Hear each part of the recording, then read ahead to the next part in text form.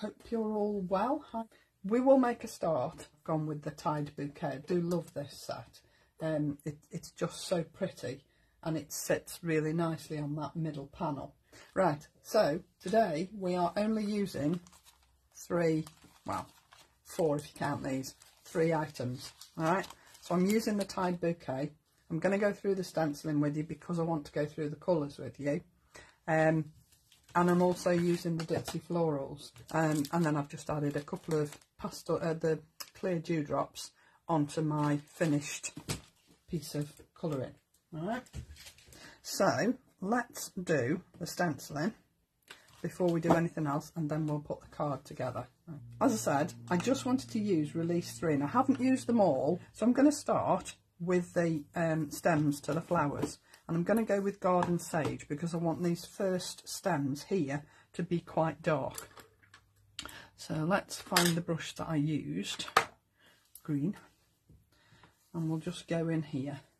Now you'll notice my stencils are clean, and the only reason I clean them every time is because you can pick up ink on the back of your stencils, and if you don't clean them off, when you come to put them down on the next project that you do, you might find that you're transferring ink off the back of your stencil onto your card in the places where you don't really want it. So as a rule of thumb, I would always say just give them a rinse under the tap, or squirt with water and just wipe them clean, because you won't regret it. And it's better doing that as soon as you've finished with them, rather than waiting until you go on to your next project, not bothering, and then transferring ink where you don't need it.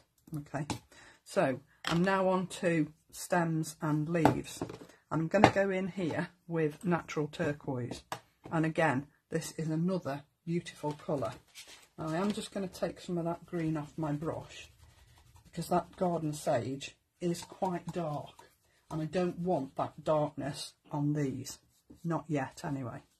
So I've cleaned my brush off and I'm coming in on these leaves with this Natural Turquoise, and again, this is such a gorgeous, gorgeous colour. It's just, it's just fabulous. And then before I take it off, what I'm going to do is I'm going to go in with that Garden Sage just up the middle of these leaf branches here. You'll notice I'm not going particularly heavy with this because I don't want it to be turquoise, I want it to look more green. Okay, so I'm going to go in with this Garden Sage. I'm going to use a smaller brush, make sure I've got a clean brush, and I'm literally going to go straight up the middle here with this Garden Sage right on the edges of these leaves, just to give some extra shading on those leaves. Okay, it's not a great deal, it's just enough to break up that turquoise. It's a beautiful, vibrant turquoisey green, and I just wanted to soften it down a little bit.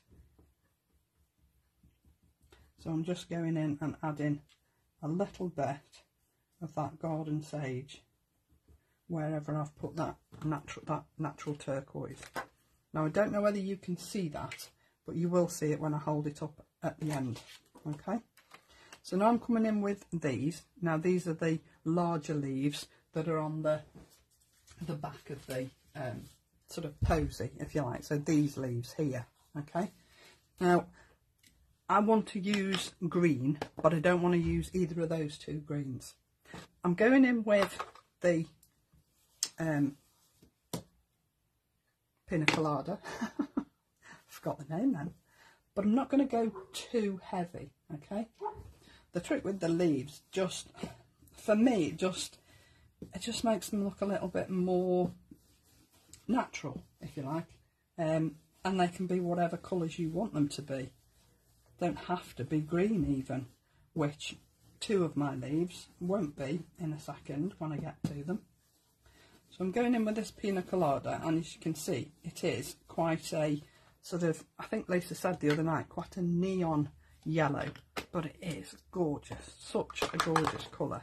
And I'm going to come in over the top of that with the tourmaline blue. And again, I'm not going to go too heavy. I'm just going to go over the top of that yellow to give me a really, really beautiful green. It's a in fact, it's quite similar to Margarita doing it this way, although it's not as vivid, because that tourmaline blue is quite dark and it's toning down that Pina Colada yellow, so it's actually not as vibrant as Margarita, but quite similar in colour. Now again, I am just going to go in and add a little bit more of that blue. Get the right brush. But I'm coming in right off the edge. You see this, it's quite a dark blue and I don't want it that dark. So I just want to come in off the edge onto those leaves. Wherever there's a little bit of shadow, just to give it a little bit more interest. And once you've finished, you will see it. It will, whilst you might not see it like this, although I can see it on here, you might not be able to see it on camera. Once you add in the veins and everything else, it will just pop. This extra little bit of colour will just pop. Okay, so if I lift that up, I like that. Now we're coming in with some other smaller leaves, and I'm going to go back here to that garden sage, okay, just because they're tiny leaves and it isn't really going to matter what colour they are. So I'm just going to go in there with that garden sage and just fill those in, because they will look fine. Being a bit darker, they will stand out.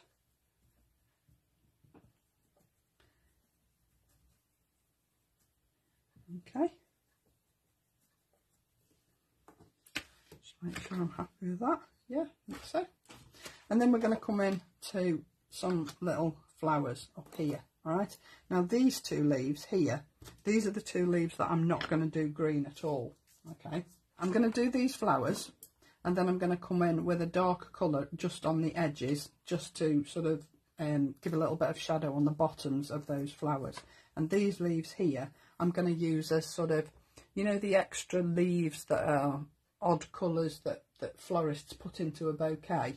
That's how I'm going to colour these.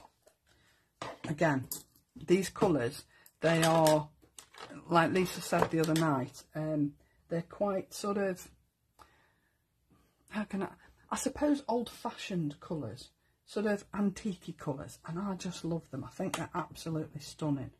So I'm coming in here with the Dusky Rose. It's quite bright, but that's fine. I don't mind it bright, because I'm going to just soften those flowers down in a second with a little bit of a darker colour. So they won't look quite that pink, although it is nice to see such a beautiful pink. But as it dries, because these have got that beautiful chalky finish, you know that it's going to dry sort of a beautiful matte colour, and it looks totally different when it's dry to how it looks when you're actually doing it. So don't worry about the fact that you think, oh, I've gone a little bit heavy there. It's not going to matter, I promise. But this pink is just gorgeous. I mean, I know I like pink anyway, but whatever. So before I take that off, I am just going to come in on the edges of these flowers here. But I think what I'm going to use is the tourmaline blue. Now that might sound a bit weird, but honestly, once you've done it and you look back at it when it's totally finished, it makes sense. I'm taking this colour actually out of the lid, so it's what I've already taken off a brush when I was doing the other tourmaline blue on top of those leaves. And it is just the smallest amount of blue on the bottoms of these flowers, but I think it makes all the difference. a little bit more blue there. So I'm coming just off the bottom. I'm not going sort of hardly halfway up the flower even. Just right at the bottom of those flowers. And then on the backs of these leaves, so underneath here, I'm just going to go along the edge with that blue and then along the edge here with the blue. It's not a great deal, it's really subtle, but I think it makes a difference. Okay, I'm loving that already. So then we're going to come in and do the flowers. Now, what did I use? I think I stuck with the Dusky Rose, and then I went over it with another colour on the second layer. So I'm going to stick with that Dusky Rose to start with. I'm going to use my Wonder brush as opposed to the stencil brush, just because it's a little bit quicker and it gives a softer coverage rather than the stencil brushes, because the stencil brushes are sort of small and your colours concentrated in one place. You can tend to get sort of, well, I can, places where you've gone a little bit too heavy because you've gone in too heavy with that narrow brush. So I think the Wonder brushes for the background colours are really fabulous. Now I'm not gonna do any more on that because I want the main colour to be on the detail here, right? So just put the lid on that one, and I'm going to go with the Loganberry. I just adore these colours. They're just fabulous. Just take that pink off my brush so that I've got no sort of contamination. And then I'm going to come from the centre and work my way out. But I'm not stopping at just Loganberry on this. Okay.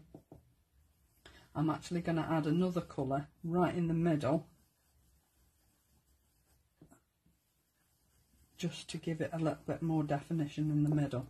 We'll just take this off and have a look before I add that colour, just to make sure I've got enough Loganberry on there. I mean, these colours just blend so beautifully together. They're fabulous, fabulous colours. So, we'll just have a look at that. Yeah, you see there's plenty of detail on there, okay, that you can see where those lines are on that stencil. But in the centre of those flowers, I want them to be a little bit darker. So I'm coming back to that tourmaline blue. This is going to be such a useful colour, it really is. Take quite a bit off because it is a really dark colour, and then lightly just go right in the centre of those flowers. So take the ink out of the lid as opposed to off the ink pad so that you don't go too heavy, and then just go in the centre of those flowers, right in the very centre, no further out than that. You see how it just lifts the centres of those flowers without very much effort at all. I just love that effect. So then we're going to come in and put the bow on and the other flowers. Now, what colour did I use yesterday? I think I used the Rustic Coral, but you know what, I think I'm going to go a little bit darker today. I mean, obviously I've already done one ready to go on today's card, but I can use this one on a different card at some other point. So I'm going to come in with this Rum and Raisin. Now, I've not used this one, but it does look a beautiful colour. Oh, yes, beautiful. It is quite dark, but I think it will just set off the other colours beautifully. I'm going to use it on all those little bits of flower, and I am actually going to use it on the bow as well, I think, because I really like it. Now, when you're doing the bow, just make sure that you don't lift these two pieces on the bow here. If I have to say one thing about Lisa's stencils, it is, I don't think there is anybody to touch the detail in Lisa's stencils. Nobody out there at all. There are people who do stencils and they have customers that buy them and they're perfectly happy with them, and that's great. But for me, the detail that you get with Lisa's stencils is second to none. Just my personal opinion. Oh yeah, I like that. Like it, like it, like it. Right, so now we're coming to stencil 9, and I'm just going to add in little tiny bits of detail.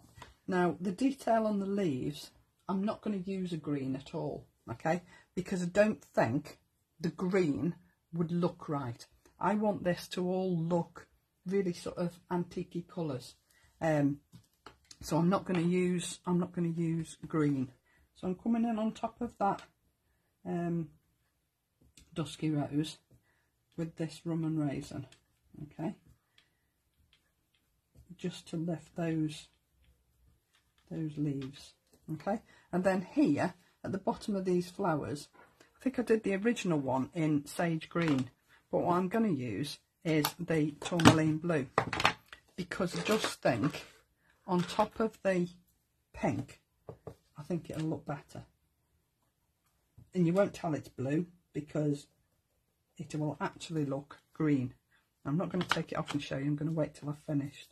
So then on these leaves, I thought, what colour shall I use? I don't want to use a green, I don't want to use a different set, I want to stick with this set. So I thought I would go completely random and go back and use, did I use Loganberry? I'm going to do these centres of these flowers first before I go any further, because I need something quite dark on there. So I'm going in with that tourmaline blue on there. You'll see on the one that I've done ready for today, I haven't used these colours at all. So the one I'm adding to today's project will look quite different to this. But I just wanted to use different colours today. So that's the centre of the flowers, and then I'm just going to do the leaves.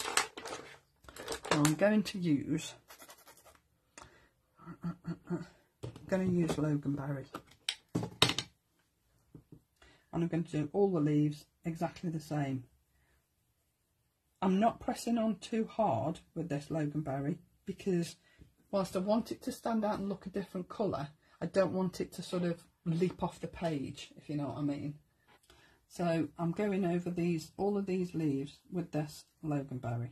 And when I take it off, I do think that you will agree that it's worth using a totally different colour as opposed to another green. I mean, you could use a grey, I could use the dolphin grey, but I didn't want it to be, that dark. Okay, so I think I've caught most of those green places with that Loganberry. There you go. I like that. Happy with that. Now this looks completely different to the one that I'm going to use today, but equally as beautiful. Look, how gorgeous does that look? Those colours are just stunning, stunning. And where the Loganberry hits these leaves, I just think it lifts those leaves without leaping off the page and being really, really bright.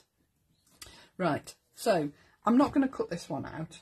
I've already cut one out that I prepped yesterday, as I said. So this is the one that I did yesterday, and you can see the difference. Most of the colours are the same. The only colour I've changed really is this flower and this flower here, and I've just gone a little bit darker. I think they're both equally as beautiful, but I don't think I can pick a favourite actually, but they just look so different. And once I've got my little dewdrop in the centre of these flowers here, that'll lift the centre of those as well.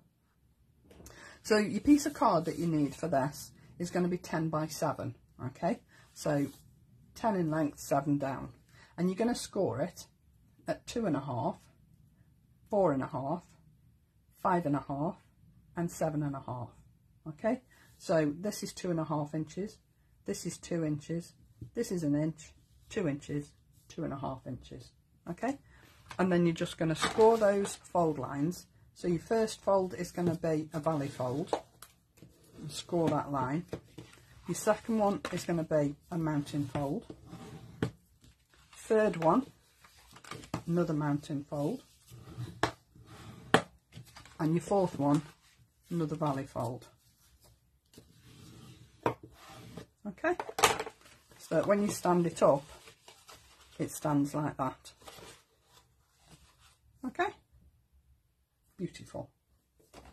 So then you need, for your mats and layers, you will need 4 pieces that measure 2 3/8 by 6 7/8, and they're going on these 2 side panels here, this one and this one, and they're also going on the back. Okay, so you need 4 of those. Then you'll need 2 smaller ones that go on these 2 panels here, and they measure 1 7/8 by 6 7/8. Don't be frightened of 8s. They're dead easy. If you've got a ruler, they're dead easy. If I can do them, anybody can do them. And then you need 1 piece for the front panel, which is 7/8 by 6 7/8. Okay. Then you need your embossed pieces or your designer papers, whichever you choose to use. I personally wanted to use embossed white card. This is Lisa's white texture card. This is American craft cardstock. And then you'll need 4 pieces that measure 2 2/8 by 6 6/8, and they're going on there. So 4 of those. You need 2 of the next size down, which is 1 6/8 by 6 6/8, and they're going on there. And then your middle panel, which is 6/8 by 6 6/8, which is going on there. Okay, now I have glued most of them because I didn't want to sit here gluing everything, so I've just left these last 3 just to glue into place. So let's put these down. Now, when I embossed these pieces, I embossed each piece of card. I cut my card first, and I embossed each piece in the same part of the embossing folder. Okay, so if I just put this down and then I can show you what I mean.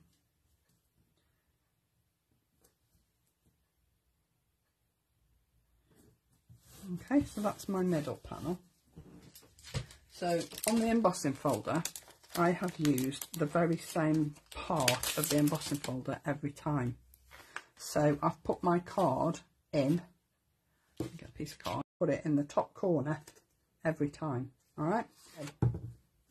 So when you are embossing, you'll see, if you look carefully at these pieces, that each piece looks exactly the same in that top corner here. See? So that every piece is the same, and I think it's worth that little attention to detail, just to make your card look that little bit more special. Okay, so I'm just going to add these last 2 pieces down here, and then we can start and add them to the card. And really, it's one of the most simple cards that you could put together, but it looks really, really effective and sort of, you know, quite expensive, I think. So as I said, my mats and layers are tiny because that's my preference, and if you prefer a larger mat and layer on your pieces, that's entirely up to you. I just prefer that tiny mat and layer. But you can go with whatever you want. All you need to do is measure the panel that you're adding your cardstock to and just come down as much as you need. If you want to do 1/4 of an inch mat and layer, come down 1/4 of an inch. If you want to do it a little bit bigger, come down a little bit more. It's personal preference at the end of the day. It really is. Okay, so I've got all my panels. Now I can start and add them to my card. And it is really as easy as this, just to put it together now. And when you come to put it in an envelope, I think personally this size card will go in an 8x8 envelope. It looks like it would go in a 7x7, but because you've got product on your piece of card, when you come to actually put it in your envelope, I don't think it will go in because there isn't any room for manoeuvre. Are you with me? So I think at the end of the day, go with a slightly bigger envelope and you won't go far wrong. And then when you put these down, because all your all your embossing is in the right place, all your pieces of embossing look the same, and I just think it's worth taking that little bit of extra time to do that. So we're just going to add these down to the base card like so. I do love this folder. It's so detailed and so pretty, and it's so useful for so many things. One of my favourite folders, this. So we do that, and then we've just got those 2 panels to put on the back, these 2 here, because then you've got space to write your greeting, or you know, your whatever, whoever you're sending it to, on the back, and nobody's going to see that when it stands up wherever people display their cards. It's always worth making sure that your embossing is the same way up as well, so that it looks exactly the same.